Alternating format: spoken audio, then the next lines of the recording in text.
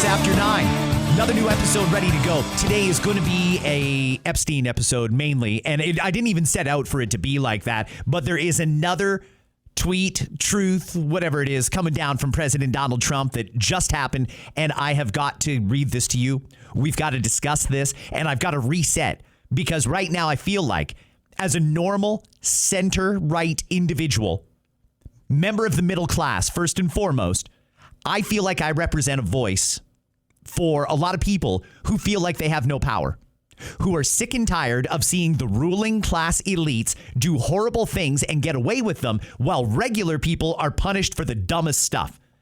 We're getting speeding tickets from cameras for hundreds of dollars for relatively minor infractions. That apparently is a priority. Yet somebody who raped children is going to get away with it if we let this Jeffrey Epstein thing fly. And I don't think we should. So I'm going to tell you now, there is going to be a lot of audio in this episode. It's a solo Scott one, by the way. There is going to be not just Epstein stuff either. At the end of this episode, I've got audio to play from the world of sports, a couple of different things that I really, really, really want you to hear. And we're going to also talk about the Prime Minister. Today, he is in my neck of the woods. He's in Hamilton, Southern Ontario. And today, he is going to be going to make an announcement at a steel or aluminum factory or something like that. I don't know if after what Mark Carney said yesterday, if he is welcome in Hamilton. I'm just going to say it because Mark Carney got elected on a promise to protect us from Donald Trump's tariffs. And now he's basically setting us up for the fact that he can't stop the tariffs. I'll get to it when I get to it. It'll be in this episode, but I'm going to try and go through as much stuff as possible because I'm fired up again today, everybody. I can't stop. Donald Trump is driving me crazy here. Between the tariffs and his disrespect for Canada and his insane position on Jeffrey Epstein, which he has now doubled down on, by the way. I want to read you what Donald Trump just put out, and then we're going to discuss it, and then I got a bunch of audio to play for you. He says, the radical left Democrats have hit pay dirt again, just like the fake and fully discredited Steele dossier, the lying 51 intelligence agents, the laptop from hell, which the Dems swore had come from Russia. No, it came from Hunter Biden's bathroom, and even the Russia scam itself, a totally fake and made up story used in order to hide crooked Hillary Clinton's big loss in the 2016 presidential election. These scams and hoaxes are all the Democrats are good at. It's all they have. They are no good at governing, no good at policy, and no good at picking winning candidates. Also, unlike Republicans, they stick together like glue. Their new scam is what we will forever call the Jeffrey Epstein hoax. And my past supporters have bought into this bullshit hook, line, and sinker. They haven't learned their lesson and probably never will, even after being conned by the lunatic left for 8 long years. I have had more success in 6 months than perhaps any president in our country's history. And all these people want to talk about, with strong prodding from the fake news and the success-starved Dems, is Jeffrey Epstein hoax. Let the weaklings continue forward and do the Democrats' work. Don't even think about talking of our incredible and unprecedented success because I don't want their support anymore. Thank you for your attention to this matter. Make America great again. I don't know what Donald Trump doesn't get. I'm going to say it again. This is not going away, Donald Trump. No matter how bad you want this to go away, it is not. That was even more condescending and ridiculous than his last statement on it. Now he's calling Jeffrey Epstein a hoax. A hoax. Listen, I'm going to tell you the way it is. Jeffrey Epstein did horrible things. He enabled other wealthy individuals to use their money and clout to do horrible things like he was doing to children. This is not a hoax. This happened. This is true. This is real. It is not a conspiracy theory, and everybody knows it. It's real. And when Donald Trump is this insistent that he's even willing to say, if you believe in Jeffrey Epstein, the hoax, quote unquote, you're a past supporter of mine. You're not one of my friends. I don't understand why he's drawing a line in the sand like that. Why? At one point, Donald Trump said he was in favor of releasing these files. His attorney general, his pick for FBI director and deputy FBI director all said it. They were all in on this. They were going to release the files. And now Trump is doing nothing but obstructing. And I don't understand why. The only conclusion I can come to is that he's in these files. That's the only conclusion that makes sense. Donald Trump doesn't want this stuff released because Donald Trump is a subject of them. Now, if Don wants to come out and give us more information, if he wants to confirm what I speculated a couple of times now, that since 2007, when the investigation began, this has been covered up. Between the Obama administration and the Joe Biden administration, they could have covered up all kinds of stuff. They could have doctored stuff. In fact, now we know that it's not just 1 minute that's missing from the prison footage of Jeffrey Epstein's sort of cell. There never was a camera on his cell. But this footage that they showed us, they said there's 1 minute missing, and that's just the way the system works. There's a minute missing from every hour. Well, now the metadata has confirmed there's actually 3 minutes missing. Where'd the other 2 minutes go? What got edited out? And who did that? Who did that? Well, we're all trying to get to the truth. Now the president of the United States is trying to say it's a hoax. It's a conspiracy theory. You don't deserve to know. Well, that's a major about face, because at one point he did feel that we had a right to know. What changed? Other than maybe Trump got briefed that he's in these files. That's all I can think. And if he is, so help me God, he's got to step down and he's got to be prosecuted fully. Anybody who did anything as part of the Epstein saga should go to jail for a very long time. In fact, in a few minutes, I'm going to play a U.S. legislator who's got an alternate proposal instead of jail. Let's play some of the audio I promised you here, because that statement from Donald Trump was completely abhorrent. He doesn't understand, or he's just sticking his finger in the eye of every single reasonable person, middle-class person who knows horrible things happen to children and female victims and wants justice. Wants to send a message to the ruling class, the elite, the ultra wealthy, that you can't get away with that. You may be able to manipulate our markets. You may be able to raise our interest rates. You may be able to create laws that we don't like. You may be able to mass manufacture vaccines that people probably shouldn't take. But no, you cannot do things like that to kids and get away with it. You can't. I'm not going to let it happen. And a lot of other smart individuals on the left and right agree with me. Let me play a little bit. Trump talked about Epstein twice yesterday. For the guy who seems to insist this is a big fat nothing burger, he certainly doesn't mind talking about it. Here's a little bit of President Trump yesterday on the lawn to the White House. The Attorney General briefed you on the DOJ and FBI review, the findings of that review. The Attorney General briefed you on that. What? On the DOJ and FBI on what? review. On what subject? Epstein. Okay. On Epstein, of the review of the files. Attorney General Pam Bondi. A very quick briefing. Did she tell you, what did she tell you about the review? And specifically, did she tell you at all that your name appeared in the file? No, she's given us just a very quick briefing, and in terms of the credibility of the different things that they've seen. And I would say that, these files were made up by Comey. They were made up by Obama. They were made up by the Biden.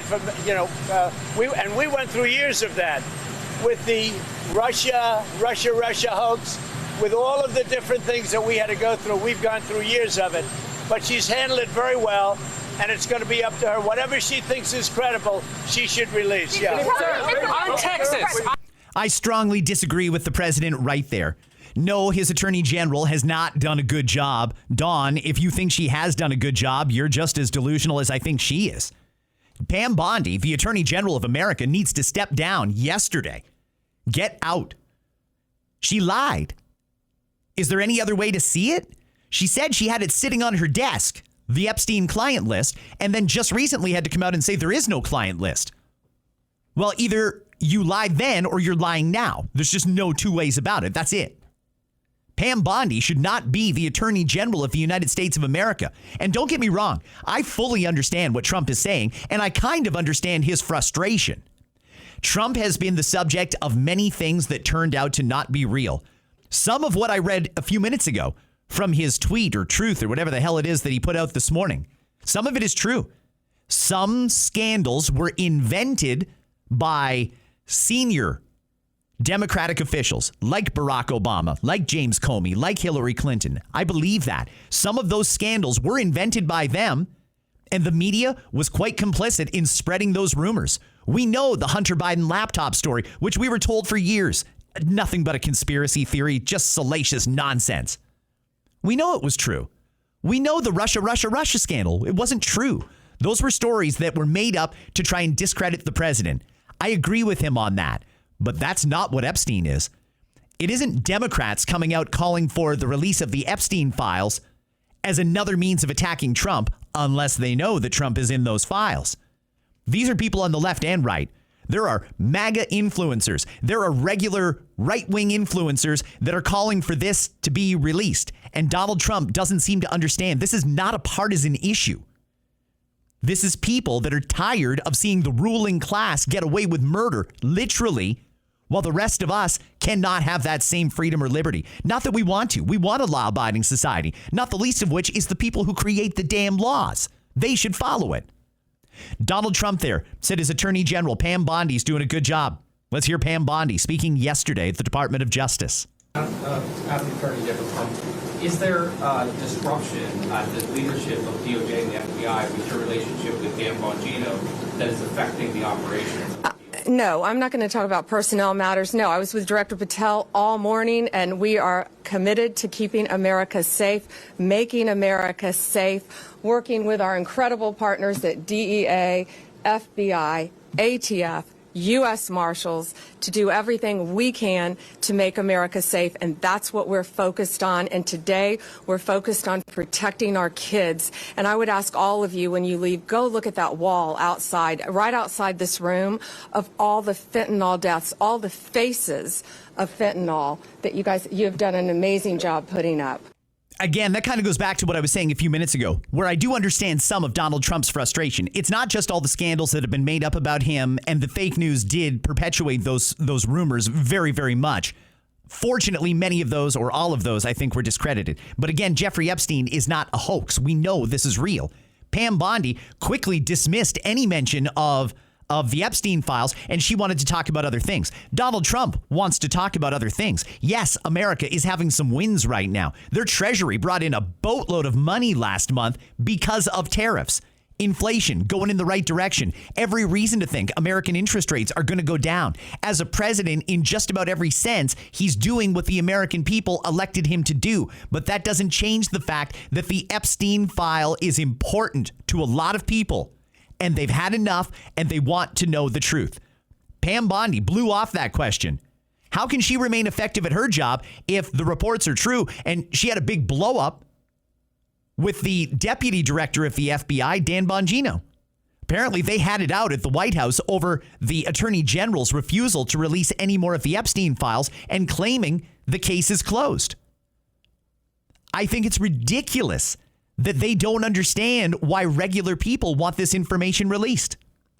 I did say there was 2 times that Donald Trump spoke about Jeffrey Epstein yesterday. Let me play the second one for you now. This is him on a tarmac somewhere.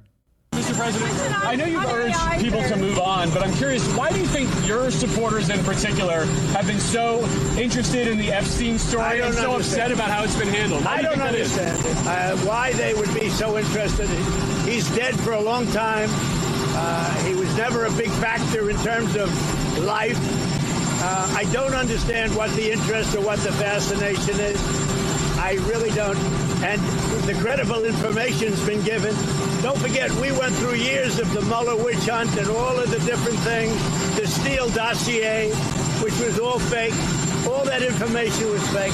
But I don't understand why the Jeffrey Epstein case would be of interest to anybody. It's pretty boring stuff. It's sordid, but it's boring. And I don't understand why it keeps going. I think really only pretty bad people, including fake news, want to keep something like that going. But credible information, let them give it. Anything that's credible, I would say let them have it. Okay, let's see if that happens. Let's get it. It's not up to Donald Trump to decide that. He can order the overall release of files, but it's not up to him to decide if it's relevant or not. That'll be up to us, the people who have had enough. I am really, really disappointed in this guy. Just totally fluffing off legitimate concerns from real people about what happened here. Again, this goes to the core of government corruption. Whoever Jeffrey Epstein was or is, whoever he worked or works for, he was allowed to do a highly illegal operation, in some cases on American soil, definitely involving American citizens. And the CIA, the FBI, local law enforcement, nobody stepped in to end it.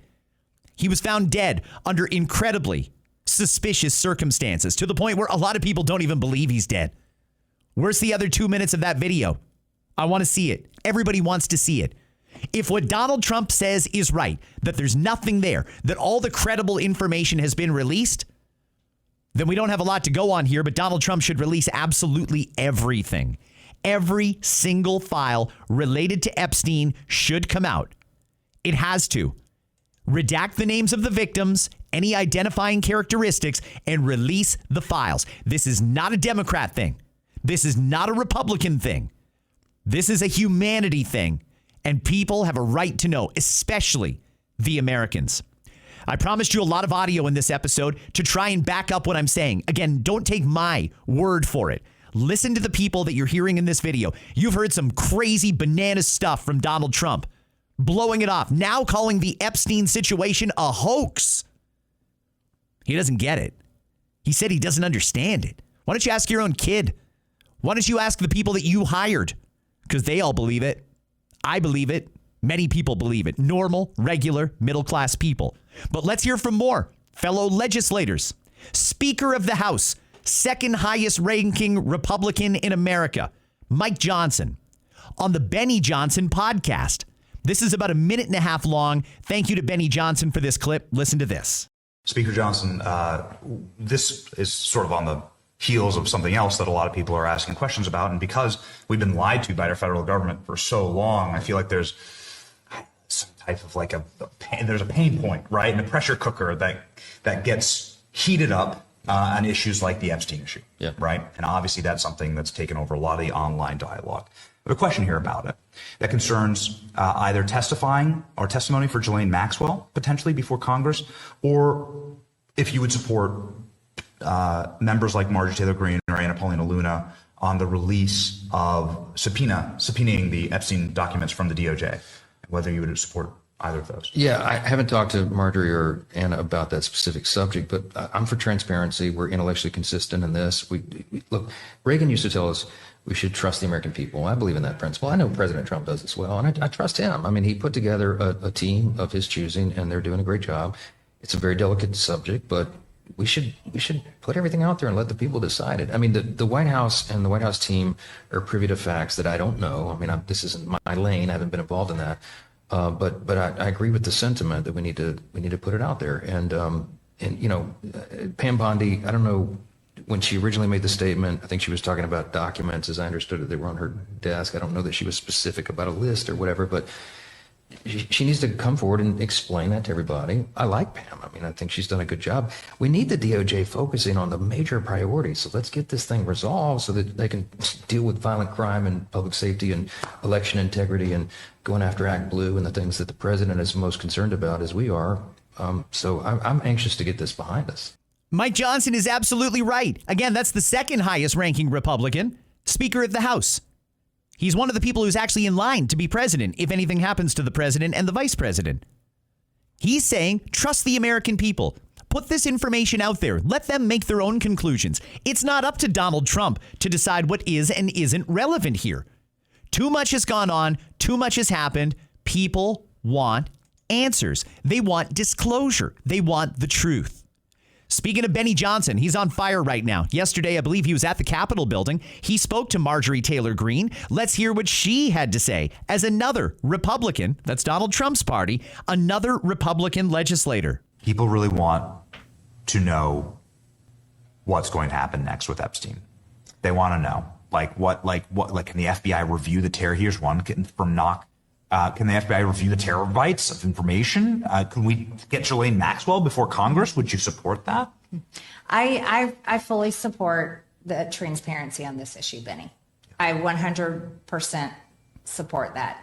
I also think Pam Bondi is doing a great job in many ways. I'm thrilled. I worked with her this past week to get her to drop the case against Dr. Kurt Moore, the doctor that was being prosecuted and was on trial under the Department of Justice for you know what he did? He protected kids and protected people from COVID vaccine mandates. And he gave them fake vaccine cards and he injected them with saline. And that guy did exactly, I think he's a hero. And Pam Bondi dropped his charges. But I really think Pam and Cash and Dan can come up with a good solution to this. And I was excited to hear Laura Trump say that there's more information coming out. And I think that's the right thing to do. And it's okay to continue to push for it. It's great.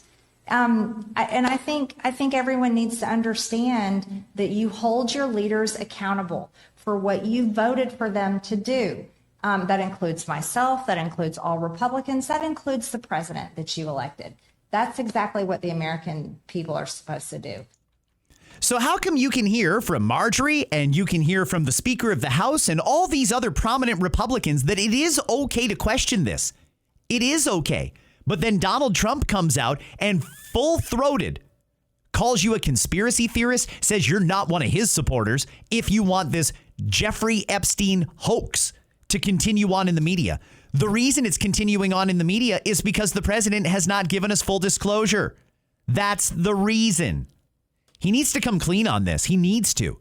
And that's just all there is to it. Let me do one more. Another Republican legislator. This is Tim Burchett. He says, I'm going to let him say it in his own words about what we should do when we find out for sure who these people are that were exploiting children on Epstein Island. Should there be an investigation or a special counsel investigation? I don't know. I'm not an attorney. I just find them guilty and hang them publicly. I mean, that's not over the top either. I'm ready. I'm over it. It disgusts me. I'm big on clarity and transparency, and that's good reason people don't trust government, either party. But you don't believe what the Justice Department is saying? I don't know. I don't. I don't trust them. Here's what's going to happen. Donald Trump is going to go all in on this. He is going to spend every piece of political capital he has to try and shame people out of asking questions. He's personally, I'm told, phoning Republican influencers and telling them stop talking about this or you'll lose access to my administration. You'll lose access to me. I won't be doing your podcasts or your TV shows or anything like that anymore. Stop talking about this. Let this issue die. People aren't doing it. People aren't. I'll never get a presidential interview anyway, so I have no problem talking about it. I feel bad for the Joe Rogans of the world, for the Benny Johnsons of the world, for the Dan Bonginos of the world, people who are talking about it. Listen, again, last word on this. This is not a right issue. It's not a left issue. It is an issue of decency. It is an issue of accountability. We need to know exactly what happened here. And if Donald Trump wants to go out on that limb and say, if you're with him, you don't want the Epstein files released. If you're against him, you do want the Epstein files released. Then I guess he's making us choose. Whether you like Trump or not, you're not on Team Trump. Not anymore. If you want those files released. I want them released. A lot of other common sense people want it released. It's not a political issue. Let's get this done. And I think we will. I think we're getting closer because Donald Trump will eventually change his mind. He will cave and we will get more. But I've got to move on to a couple other topics, continuing on with playing some good audio for you. The other day, I played for you the guy who got beat up by Nick Tarnasky on the golf course. That video has been viewed tens of millions of times. And in the podcast the other day, I played the apology from the victim. Well, now we're hearing from the physical aggressor in this case. No, he wasn't even the aggressor. The other guy went at Tarnasky.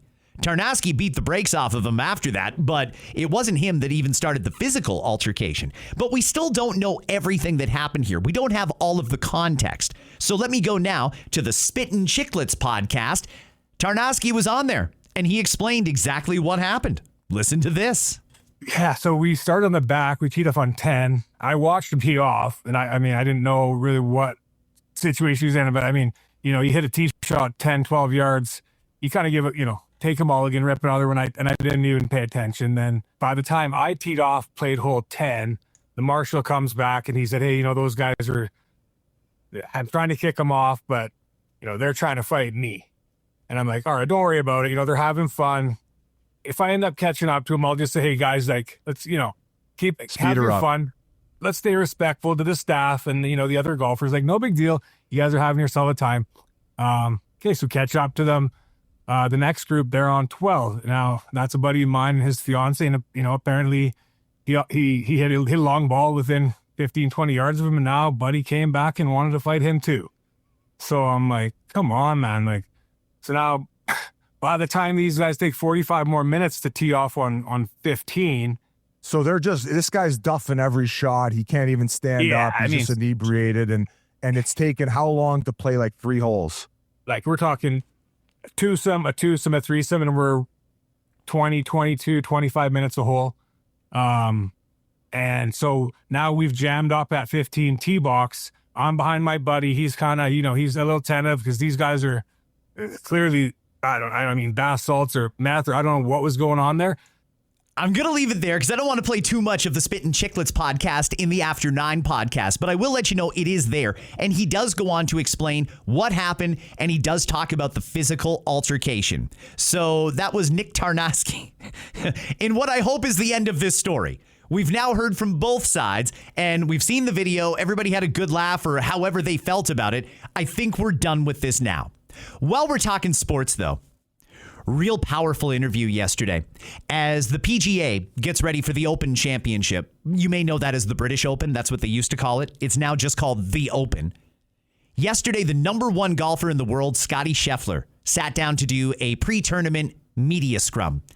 And what he said in here, I think, is one of the most honest, level-headed assessments of pro sports that I can imagine. He's going to talk about winning. Winning is something that all athletes want to do. In my work outside of radio and podcasting as a sports executive, I've run a number of different leagues, all in the lacrosse world. I've seen it. I've seen coaches, players, teams that are chasing that high of that championship. They know they're good enough to win. They do what they have to do. They get that cup, or they get that trophy, or they get that ring. And that high that you feel when you win it is real. But it doesn't last forever. I want to play, again, the best golfer in the world. He's won 2 Masters and so many other tournaments. Listen to him for about 2.5 minutes in his own words describe what chasing that high is like and how at the end of the day, that doesn't matter because that's not real life. Listen to this. I think it's kind of funny. I think, I think I said something after the Byron this year about like, it feels like you work your whole life to celebrate winning a tournament for like a few minutes. It only lasts a few minutes, that kind of euphoric feeling. And I like to win the Byron Nelson Championship at home. I literally worked my entire life to become good at golf, to have an opportunity to win that tournament. And you win it, you celebrate, you get to hug my family, my sister's there. It's such an amazing moment. And then it's like, okay, now what are we going to eat for dinner? Life goes on. Is it great to be able to win tournaments and to accomplish the things I have in the game of golf? Yeah. I mean, it brings tears to my eyes just to think about, because it's literally worked my entire life to become good at this sport, and to have that kind of sense of accomplishment, I think is a pretty cool feeling. To get to live out your dreams is very special. But at the end of the day, it's like, I'm not out here to inspire the next generation of golfers. I'm not here to inspire somebody else to be the best player in the world, because what's the point? This is not a fulfilling life. It's fulfilling from the sense of accomplishment, but it's not fulfilling from a sense of like the deepest, places of your heart. There's a lot of people that make it to what they thought was going to fulfill them in life, and then you get there and all of a sudden you get to #1 in the world, and then they're like, what's the point? And I really do believe that, because what is the point? You're like, why do I want to win this tournament so bad? That's something that I wrestle with on a daily basis. It's like showing up at the Masters every year. It's like, why do I want to win this golf tournament so badly? Why do I want to win the Open Championship so badly? I don't know. Because if I win, it's going to be awesome for about 2 minutes. And then we're going to get to the next week, and it's going to be like, hey, you won 2 majors this year. How important is it for you to win the FedEx Cup playoffs? And it's just like, we're back here again, you know? So we really do. We work so hard for such little moments. And, you know, I'm kind of a sicko. I love putting in the work. I love being able to practice. I love getting out to live out my dreams. But at the end of the day, sometimes I just don't understand the point, you know, because I don't know if I'm making any sense or not, but am I not? It's just one of those deals, you know. I love the challenge. I love being able to play this game for a living. It's one of the greatest joys of my life. But does it fill the deepest, you know, wants and desires of my heart? Absolutely not. I'm going to leave it there, but there is more. That's a 5-minute clip. I played exactly half of it. How refreshing is that to hear that from the best golfer in the world? You can't get any better than number one. And he is consistently number one, winning major tournaments, winning regular tournaments. He has done it all. Scottie Scheffler is the best. And he knows what it feels like to win the Masters. He knows what it feels like to win the U.S. Open. He knows what it feels like to have the entire world cheering you on. But what he said there, I thought the one part in particular, that lasts for a couple of minutes. That feeling of winning, that feeling of victory. And then when that's over, it's real life again. What are we going to have for dinner? Who's going to pick up the kids? I've got shoes that have holes in them. I've got a belt that needs a new hole punched in it. You know, like real everyday stuff still goes on, whether you win or lose. Life will always happen. Those sports highs, as good as they are, there's more to life than that. What fulfills you? If you're an athlete yourself, I know you're chasing that cup, that ring, that trophy, that title, that whatever. I get it. I totally understand it. That comes from the spirit of competition, competitiveness, and many other feelings. But when that feeling is over, it doesn't replace a lot of feelings that you need in your life. I thought that was incredibly deep, incredibly profound of Scottie Scheffler. I don't know that a lot of athletes would have had the courage to say that, to diminish their own accomplishment, to point out there's more to life than just that win, or more to life than chasing that high. Real life stuff on an emotional level. You know, I'm sure that if you asked him to say it a different way, or if he had some time to really clarify what he wanted to say before he came out with a statement like that, I'm sure he'd tell you his bond and his relationship with his kids means way more than winning the Masters. If you've never won the Masters, you might not believe that. You might think that that's the ultimate. But at the end of the day, winning the Masters doesn't really matter if you don't have that foundation at home, if you don't have that emotional stability or support. Really profound stuff. I hope that everybody listens to that clip, because it's agree or disagree. And there is some bias there on his part. Agree or disagree. I think everybody can appreciate what he's saying and where that's coming from. You know, he asked himself, what's the point? Well, the bias is, the point is he's won $11 million already this year just from tour wins. That doesn't even include his endorsements. This guy's worth like almost $1 billion as a golfer. He's number one, and he can say things like that because he's comfortable. But I thought that was a real unique perspective, and I appreciate that he said that. If you want to hear it again, just go back and rewind. There's that back 10 seconds button, or you can just drag the slider across and hit it, send it to the left just a little bit, and you can hear that again. I thought that was great stuff. There's one more thing I want to play. I mentioned at the beginning of this episode that today the Prime Minister is in my neck of the woods. He's in Hamilton, Ontario. He is going to be meeting with, I think, some steel producers. Yesterday, the Prime Minister acknowledged what many of us have suspected for a long time. There's no great deal coming with America. No deal that doesn't involve tariffs. Let me play for you, in his own words, the Prime Minister speaking yesterday in Ottawa. First thing to say is the government has consistently stood up for Canadian workers and businesses throughout these negotiations. We'll continue to do so. I expect that the discussions will intensify between now and the end of the month, and we'll be working hard on that. At the same time, we need to recognize that the commercial landscape globally has changed. It's changed in a fundamental manner, and we will continue to focus on what we can most control, which is building a strong Canadian economy. And that's part of what we'll be discussing in Cabinet today. And a strong Canadian economy, to be absolutely clear, includes a strong steel industry. It includes a strong Canadian auto industry, a strong Canadian aluminum industry, and copper industry, and others. And we'll be focused on what we can do to support that. En français, est-ce qu'une entente sans tarif est possible? Sans tarif, il n'y a pas beaucoup d'évidence à ce moment-ci. Prime Minister Carney there, and he did also give an answer in French that was a little bit more direct and to the point. Very hard to hear. These politicians, I mean, they only seem to give frank answers when they've got the noise of traffic and protesters behind them, so you don't get a clean audio clip. I wish that was a little clearer to hear, because in case you didn't understand what the Prime Minister said, he's lowering expectations. He's setting us up for a scenario where whatever deal we do reach with America is still going to come with tariffs. It's still going to come with tariffs, meaning the Prime Minister's not doing what he said he would do. He told us he would get a deal done. He was the master negotiator. He was the Trump whisperer. He was the preference of Donald Trump. Where are we? Right now, we're paying more tariffs than we were before the election.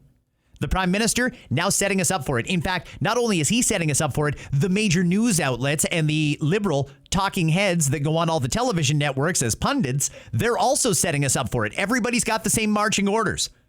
Start lowering expectations.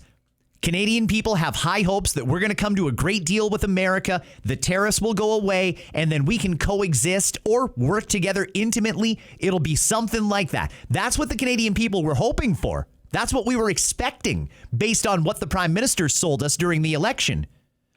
Now that's the Prime Minister and the media basically telling us that ship has sailed. It's too late. Whatever deal we get is going to come with tariffs, and we probably won't be getting the deal we thought we were going to get. Now, I'm not going to be heavily critical of the Prime Minister yet because we haven't seen the final deal. August 1st is the deadline to get this negotiating done. I'll wait until then because I'm still hoping that this Prime Minister will fulfill his promise to Canadians and get a deal done that's good for the Canadian people. You know, he can say all he wants. He supports Canadian workers. Well, let's see where the rubber meets the road on that one. I'd like to see what kind of support.